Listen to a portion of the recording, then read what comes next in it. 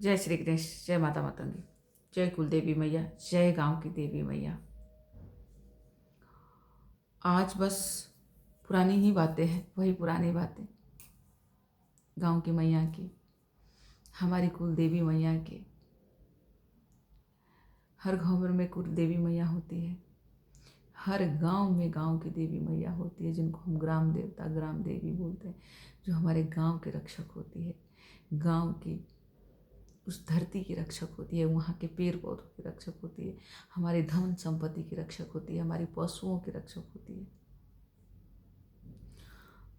उस गांव के तृण तक की रक्षक होती है गांव की देवी मैया। उनको हम भूल गए, अपने कुल की कुलदेवी मैया को हम भूल चुके हैं कि हमारी कुलदेवी मैया कौन है। बहुतों को तो कुलदेवी मैया के नाम तक नहीं याद है कि हमारी कुलदेवी मैया कौन है, उनका भोग क्या है, किस रीति से हम उनकी पूजा करते हैं, किस रीति से कब कब उनकी पूजा होती है, कहाँ कहाँ होती है, कौन से महीने में होती है, कितने जोरी पूरी या पकवान उनके ऊपर चढ़ता है, कौन से श्रृंगार माता को पसंद है, सब भूल चुके हैं, कुछ भी याद नहीं है। और जिसका बदौलत ये हो रहा है कि परिवार खराब होता जा रहा है, पीढ़ी दर पीढ़ी बर्बाद होता जा रहा है। घर में कलह क्लेश, लड़ाई झगड़ा, एक्सीडेंट, मारपीट और भी बहुत सारी चीज़ें जिससे हमारा परिवार खराब हो रहा है। परिवार के ऊपर भारी, छोटे छोटे बच्चों का दिमाग खराब हो रहा है, बुद्धि खराब हो रहा है, बुद्धि बंधन, बुजुर्गों का बुद्धि बंधन हो चुका है। जो उस घर के बूढ़े लोग हैं, बुजुर्ग लोग हैं, उनका बुद्धि बंधन हो चुका है। वो प्रॉपर्टी के लिए अपने बच्चों से झगड़ा करते हैं कि उनको प्रॉपर्टी में हिस्सा चाहिए। सब कुछ उनको कितना भी आप खुश कर लो, लेकिन वो कभी खुश नहीं होते। क्यों? क्योंकि उनका बुद्धि बंध चुका है।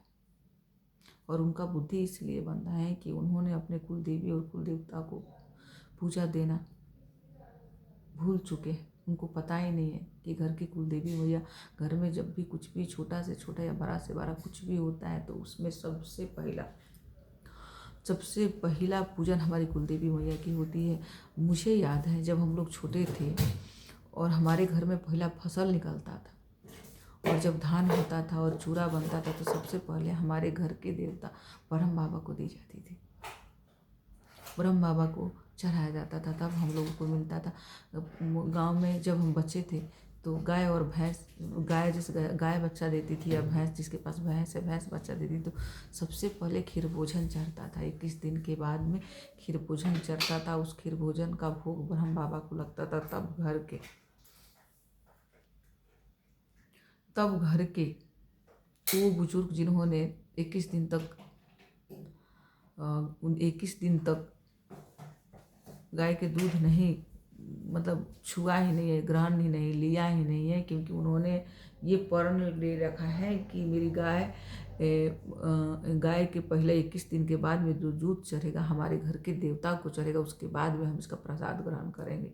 और बहुत घरों में तो ऐसा भी होता है कि घर के लोग 21 दिन तक दूध नहीं, जैसे गाय उनके घर में गाय भैंस जो भी बच्चा देता है ना, तो 21 दिन तक, भैंस का बोलते हैं कि 11 दिन तक और गाय का 21 दिन तक, उसके दूध को घर वाले नहीं खाते पीते हैं, दूसरों को दे देते हैं, दूसरों में बांट देते हैं। जब 21 दिन पूरा होता है और उनके कुल देवता को, गांव की देवी मैया को भोग चढ़ता है, उसके बाद में वो लोग दूध लेते थे, दूध खाते थे। ऐसी परंपरा थी और ये बहुत अच्छी, जिसने भी बनाया, हमारे बड़े बुजुर्गों ने ये परंपरा बनाई। ये सबसे पहले ये बहुत अच्छी और बहुत सुंदर परंपरा थी। और जिन्होंने बनाया ये परंपरा, हमारे पूर्वजों ने बनाया ये परंपरा, तो कुछ तो रीज़न होगा ना कि उन्होंने इस तरह से काम करा। और आज के डेट में हम उन सब चीज़ों को नकार चुके हैं, अपने जीवन से हटा चुके हैं कि नहीं इससे कुछ नहीं होता, ये तो अंधविश्वास है, ये तो मनगढ़ंत कहानियाँ हैं, इससे तो कुछ होता ही नहीं है। जो भी है हमारी खुद की शक्ति है। हम अपने बुद्धि से धन कमा रहे हैं, अपनी मेहनत से धन कमा रहे हैं, हम अपनी हम अपनी सोच से सूझबूझ से धन कमा रहे हैं, लेकिन लोगों को ये पता ही नहीं कि आपका जो सूझबूझ है वो कहाँ से आ रहा है। आपके कुल की जो मैया है ना, वो बैठ के आपके सूझबूझ की रक्षा करती है, इसलिए ये सूझबूझ आपके अंदर है। और नहीं नहीं तो आप देखो, बहुत घरों में ऐसा है ना कि उस घर में सब कुछ ठीक है, सब कुछ ठीक है, कमाने वाला कमा भी रहा है, लेकिन घर में सुख नहीं है, शांति नहीं है, परिवार में कलह कलेश, लड़ाई झगड़ा और बुद्धि बंधन। आप समझ लो कि एक तरह से वहाँ बुद्धि बंधन है, उस परिवार में एकता ही नहीं है। मतलब बच्चे माँ बाप को गाली दे रहे हैं, माँ बाप बच्चों को, बहू को, सबको, मतलब दयनीय स्थिति है। ये आप समझ लो कि उनकी दयनीय स्थिति है। क्यों? क्योंकि उनके घर की कुलदेवी मैया की शक्तियाँ क्षीण हो चुकी है, और जो माता की शक्तियाँ माता बंधन में पड़ती है, माता की शक्तियाँ कुलदेवी मैया की शक्तियाँ बंधन में पड़ती है ना, तो हमारे बुद्धि बंधन में पड़ जाता है और हमारे ऊपर हजारों तरह के चीज़ें इफेक्ट करने लगता है। जैसे कहीं से भी आज भी अगर आप मानिए तो भगवान को हमने देखा नहीं, भगवान है ना, हम सब मानते हैं ना, उसी तरह से आदि व्याधि ये जो भूत प्रेत लोग बोलता है ना, सब कुछ है और उनका प्रभाव होता है। ऐसा नहीं है कि उनका प्रभाव नहीं होता है, प्रभाव होता है। और आप लोगों ने आपने अपने आसपास में अगल बगल में देखा भी होगा। वो ज़माना नहीं है कि जब भूत देह में घुस जाए तो वो चिल्लाते हैं, मारते हैं, पीटते हैं, ये सब फिल्मों में दिखाता है कि उटपटांग हरकत करना, चिल्लाना, मरना। अभी वो टाइम नहीं है। आज की डेट में अगर भूत आपके शरीर में प्रवेश करता है, प्रेत बाधा आपके ऊपर है, कोई ऊपरी ऊपरी शक्ति आपके ऊपर अटैक करता है, तो ये सब चीज़ कुछ नहीं होता है।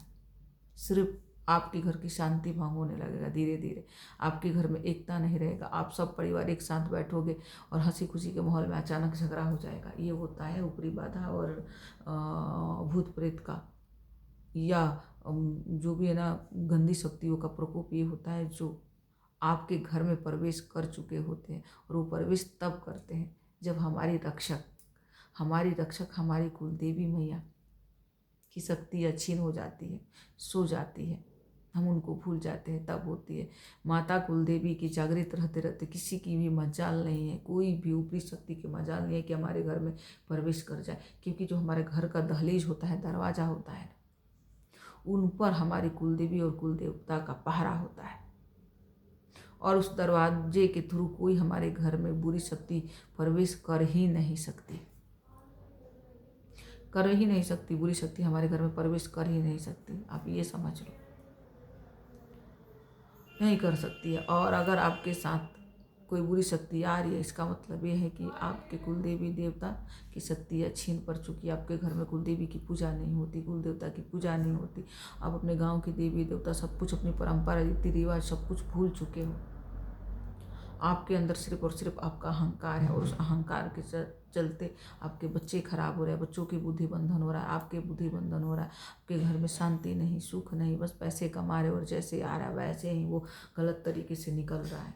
एक्सीडेंट में निकल रहा है, बीमारी में निकल रहा है, दुख परेशानी बीमारी इधर उधर, कहीं से ना कहीं से इधर से आता है, इधर से निकल जाता है। तो इसका मतलब साफ है कि आपकी कुल देवी मैया आपसे नाराज है, उनकी शक्तियाँ सो चुकी हैं, वो अपनी शक्तियों को भूल चुकी है, इसलिए आपके साथ ऐसा हो रहा है। और इतना ही नहीं, बल्कि आपके पीढ़ी दर पीढ़ी परिवार, मतलब आप तो उससे ग्रसित हो ही रहे हो, आपके बाद में आपके बच्चे के बच्चे, धीरे धीरे इसी तरह से, मतलब ये ऐसा चैन बनता है ना कि सब के सब इस बद्दुआ से ग्रसित होने लगते हैं धीरे धीरे, कुलदेवी के भूलने के बाद में। और सिर्फ बेटे ही नहीं, बेटों की तो बुद्धि बंधन होती ही होती है, उनके परिवार की बुद्धि बंधन होती है, बेटियां भी जहाँ जाती हैं, क्योंकि उस कुल की बेटियां भी जहाँ जाती हैं, उनके साथ भी धीरे धीरे वैसा होने लगता है। उनके घर में अगर कुल देवता की पूजा होती है, उनके ससुराल में वो जहाँ जाती है वहाँ कुल देव, उनके सास ससुर ने अपने कुल देवी अपने पितृदेव की अच्छे से पूजा पाठ करते हैं, वो जागृत है, तब तो इनकी रक्षा हो सकती है। अगर नहीं तो वहाँ के लोग भी वहाँ भी धीरे धीरे इसी तरह से होने लगता है, कलह कलेश लड़ाई झगड़ा, वहाँ की शांति भंग हो जाती है। वहाँ का परिवार धीरे धीरे मारपीट मर्डर इन सब चीज़ों से धीरे धीरे ख़त्म होने लगता है। वो कहते हैं ना कि वो बिल आ गया, ऐसा होने लगता है। और ये सिर्फ और सिर्फ आपकी कुल देवी मैया के वजह से हो रहा है, क्योंकि माता की शक्तियाँ छीन हो चुकी है, खत्म हो चुकी है, आप लोग उनको भूल चुके हो। अब सोचो, आप अपनी माँ को अपने घर में रखे, उनको खाना नहीं दोगे तो क्या होगा? कमज़ोर होंगी ना, उनकी शक्तियाँ धीरे धीरे छीन जाएगी ना, आपको पाप लगेगा ना, आपको दोष लगेगा ना, आपको बद्दुआ लगेगा ना, वो नहीं कर पाएंगी आपकी रक्षा। अगर आप अपनी रक्षा अपनी कुल देवी मैया से चाहते हो तो उनको याद करो, उनको पूजा करो, उनका मंत्र जाप करो, सुबह सब उनको आरती दो, उनको भोग दो, अपनी दहलीज की पूजा करो, घर के चौखट को हल्दी से लिप के उनकी पूजा करो कि माता की यह कृपा आपके ऊपर हो और आपके वंश की रक्षा हो, आपके परिवार की रक्षा हो और बुद्धि बंधन खुले। और बीच में थोड़ी देर के लिए हमने बात करा था ना कि भूत प्रेत, हाँ जी, कि फिल्म में जो दिखाता है कि चिल्लाते हैं भूत, जिनके अंदर आ जाता है, चिल्लाते हैं, ऊपर उड़ने लगते हैं और ऐसे उटपटांग हरकत करते हैं। तो रियल में ये होता नहीं। रियल में अगर आपके ऊपर प्रेत बाधा है या कुछ भी ऐसी निगेटिव शक्तियाँ की बाधा है ना, तो आपको पता नहीं, बल्कि आपको ही नहीं, आपके परिवार में किसी को भी पता नहीं चलेगा, किसी को भी पता नहीं होगा कि आपके ऊपर, आपके परिवार के ऊपर भूत प्रेत ऊपरी कोई बाधा है। आप मंदिर में भी जाओगे, आप अपने घर में पूजा भी करोगे, ऐसा नहीं है कि पूजा पाठ करने से वो शक्तियाँ भाग जाएगी, नहीं। आप अपने घर में पूजा भी कर लोगे, रोज़ नहीं करोगे, क्योंकि प्रेत बाधा वाले लोग रोज़ पूजा पाठ नहीं करते, वो 2-4 दिन पर नहाएंगे, कभी गए अगरबत्ती ले लिया और हाथ में से दिखा दिया, घर में दिखा दिया, हो गया। घर में कोई मंत्र उच्चारण पूजा पाठ, आप कोई किसी जैसे किसी जाप का संकल्प लेते हो, नवरात्रि पूजन सरस्वती पाठ का संकल्प लेते हो, तो देखना उसमें कितना बाधा आने लगता है। घर में जैसे महामृत्युंजय का जाप या कुछ वैसे करवाओगे ना, तो वहाँ परिवार मतलब एकदम बेचैन होने लगता है। अगर आप पूजा पाठ करवाओगे तो वहाँ का पूरा परिवार बेचैन, किसी के अंदर श्रद्धा नहीं होता है, बल्कि बोझ समझ के पार करता है कि जल्दी से ये खत्म हो। श्रद्धा नहीं है, विश्वास नहीं है, आस्था से कोई नहीं बैठता है। और ये देखना आप ज़्यादातर जिस बच्चों के ऊपर या बड़ों के ऊपर, किसी के ऊपर भी ऐसे इस तरह की नेगेटिव शक्तियों का प्रभाव होता है, तो क्या होता है ना, उसको आप पूजा में बैठाओगे ना, उसका बिल्कुल मन नहीं लगेगा। चुगली करने में बैठाओगे, वो इतना मजा आता है, उसको इतना चुगली करेगा कि पूरा एक दिन में ही पूरा दुनिया की चुगली कर देगा। लेकिन अगर आप पूजा पाठ में बैठाओगे ना, तो उसका मन बेचैन रहेगा, वो आराम से बैठ ही नहीं सकता, हाथ हिलाएगा, पैर हिलाएगा, गर्दन हिलाएगा, कुछ ना कुछ करता रहेगा, क्योंकि वो उसके अंदर आराम से जाएगा ही नहीं। भगवान के मंत्र जब तब वो उसके अंदर घुसेगा ही नहीं। तो आप समझ जाओ कि इसके ऊपर कोई ना कोई ऊपरी निगेटिव शक्ति का बाधा है, कुछ तो है इसके ऊपर, कुछ तो है।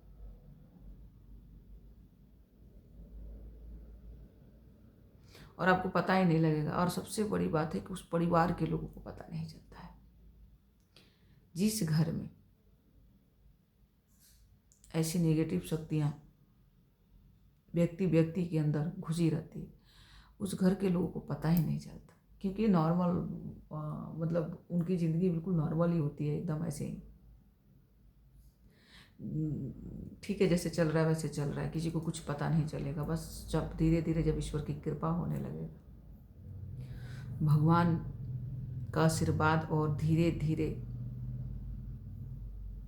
जब ईश्वरीय कृपा अपने ऊपर बरसने लगे ना, तो उस परिवार में से एक परिवार हुआ कि धीरे धीरे उसको सब कुछ समझ में आने लगता है कि क्या हो रहा है भाई, बच्चा पूजा में बैठ रहा है तो ऐसे क्यों, ऐसे हिल क्यों रहा है, ऐसे हिल क्यों रहा है, बेचैन क्यों हो रहा है, बार बार उठ रहा है, बार बार जा रहा है, कभी जोत बुझा रहा है, कभी ऐसे कर रहा है, कभी वैसे कर रहा है, क्यों कर रहा है। तो पहले तो लगता, शुरू शुरू में लगता है कि अरे ये तो शैतानी कर रहा है, अरे आराम से नहीं बैठता।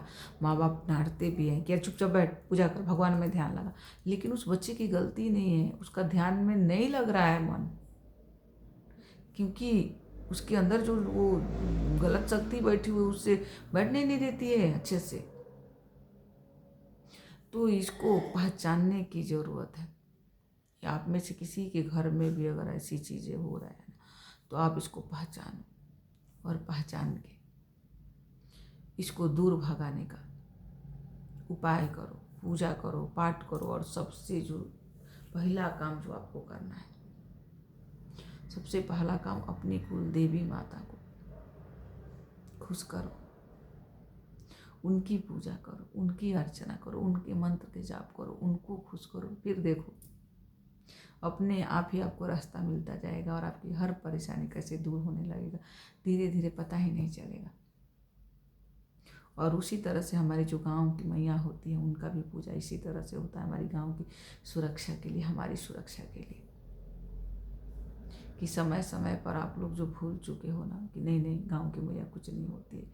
जो है हमारे जीवन में, हमारे जीवन का मूल मंत्र वही है, हमारी गांव की मैया, हमारी कुल की मैया, कुल देवी, गांव की मैया। और उनकी कृपा होना तो आप सब कुछ पा सकते हो। उनकी कृपा हो जाए तो आपको कहाँ पहुँचा देगी आपको भी नहीं पता है।